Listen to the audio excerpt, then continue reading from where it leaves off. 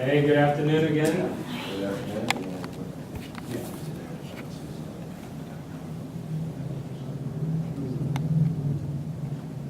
All right, awesome. So time's good? Yeah. Awesome. So like before, when we introduced ourselves, we're AU Capital. This is Samaya and myself, Garrett. And that is our term sheet. That is our proposal to work with you guys. We're offering $2.5 million delivered in a series of 3 different tranches, so 3 different issuances of funds for a pre-money valuation of $6.5 million and a post-money of $9 million. And that equates to a 27.78% ownership on our end, leaving the rest to be shared among the founders. And we have an option pool that we'd like to. Currently, it's a 5% option pool. We think it's pretty important that employees within BGig are incentivized to be able to, take the company to its next level. So we'd like to up that up to 10% option pool and be able to divvy that out to employees to give them an incentive to work harder. So I'm going into some other details. Yeah, so we really like the company and we think it's the best fit for us. At the same time, we have the technology and the technical aspects that we can offer to help you and to grow the business more. So I will start with the term sheet. So we want convertible preferred stock, and then for the liquidation preference, we want 1x participating preference for the anti-dilution. So we're asking for preemptive rights to have a right to invest in future rounds and keep our percentage, and also growth-based weighted average, just to protect ourselves in case of the downside. So if you have anything you want to add, it's an appreciation, you can ask us if you add anything. And one thing to follow up there on some of like the liquidation preferences and everything. Venture capital is a high-risk business. You guys are a new company. We have stakeholders on our end that we have to make sure we get a return for them as well. So some of these clauses in here are to kind of help protect our investors as well, while still giving you the capital that you need to grow the business. So that's why, going back to our 3 tranches, we're actually proposing to tie those to some milestones. So like the first tranche will be delivered in $1 million on close of the deal.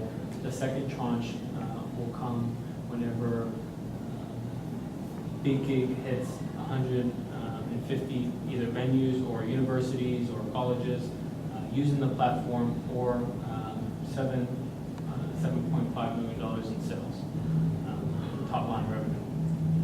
And then the third tranche, we think that by that time, there'll be so much infrastructure in place that you won't need so much capital to continue growing, because with the revenue that's coming in and actually making a profit, that you won't need as much capital up front. So that last iteration of $500,000 will be used to assess any other growth plans the company has. One question I have, maybe this is more for you, is this investment, should I be looking at this as this is the only investment for this round, or is this one part of Series A? Like, So this is an investment for Series A, and then you're going to want to negotiate this one like it's the only one, but then you have another one coming in. That's not in I meant addition. like, let's say Yeah. this round, there could be other people, like, let's say I think this round is too small, is my point. Yep, and if you think it's too small, tell them. You say, hey, here's. So, first of all, thank you for choosing to invest. Of course, it was a tough decision. But, we have a little bit of personal bias in it. So off the bat, and I'm sure I'll be asking my advisor here some questions, but I think the option pool is fair. It's pretty much very normal for a company. At where we are, right now, to be able to incentivize these early employees. I think 10% is pretty fair. If anything, it's on the lower end. I guess The actual investment amounts, I think is probably on the lower end of what we want at this phase, for us to grow as large as we want to, given that we've pretty much already captured the Greek life market, or we're in the process of doing so. Once we get a handful of schools in the university program board market, let's say it's 5 or 10 schools, and that thing can just scale, that's going to result in a lot of revenue. That I do actually agree with your point that you said this should be enough where once we use this money, we more likely will not need to raise capital for quite a while.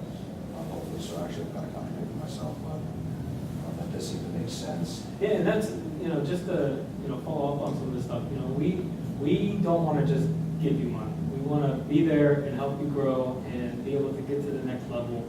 And, placing these capital issuance into different tranches, we could be there and help.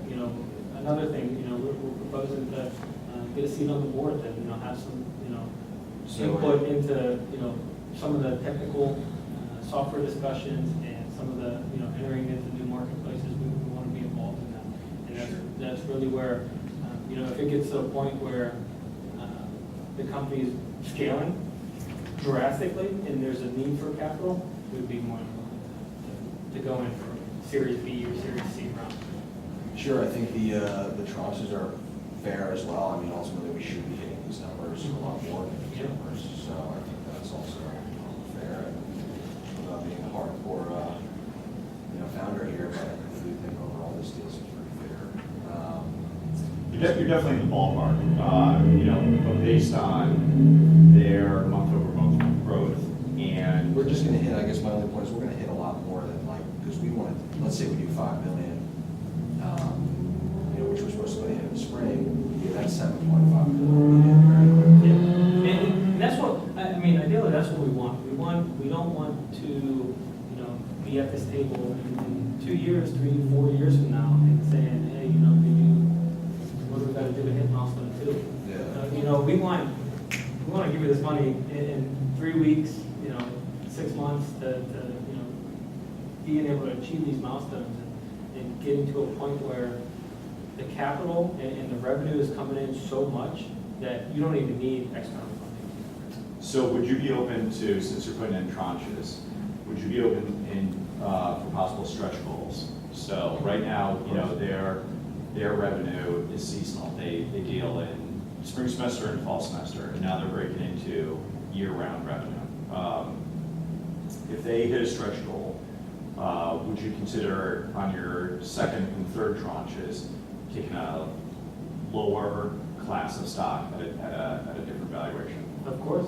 And going back to kind of our strategic partnership, as I mentioned before, some of these discussions that we can have, having a board seat is, being able to, right now, revenue season, right? In the United States, the winter is here, a lot of the revenue goes out the window. But if we could expand the company to environments that have concerts and musical events all year round, that would provide some stability. Which will be the third market we enter. Yeah. After the program. Exactly. It will no longer be seasonal. Parts will be seasonal, summer months will be a lot more. Yeah, I guess liquidation preference, Ron, is that.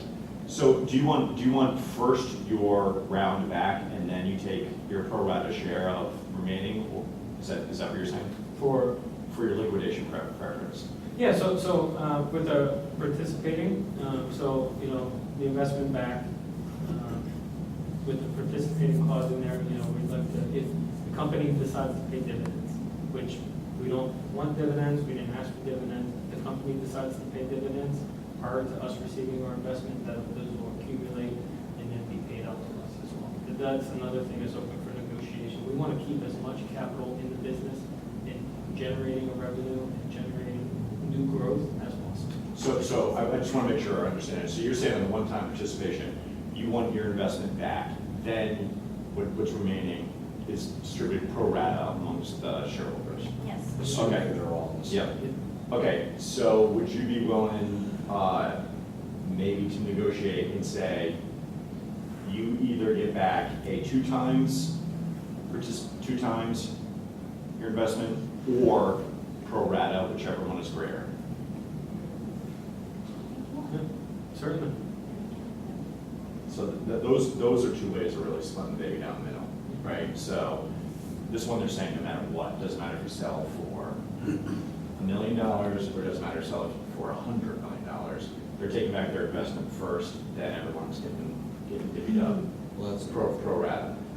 The scenario that we just laid out, the 2 times, if you sold for $100 million, everybody just gets paid back pro rata. But Yeah, the so bad you news know- is if you sell for $2 million, They you're get not, 2 times. you're coming out with not much.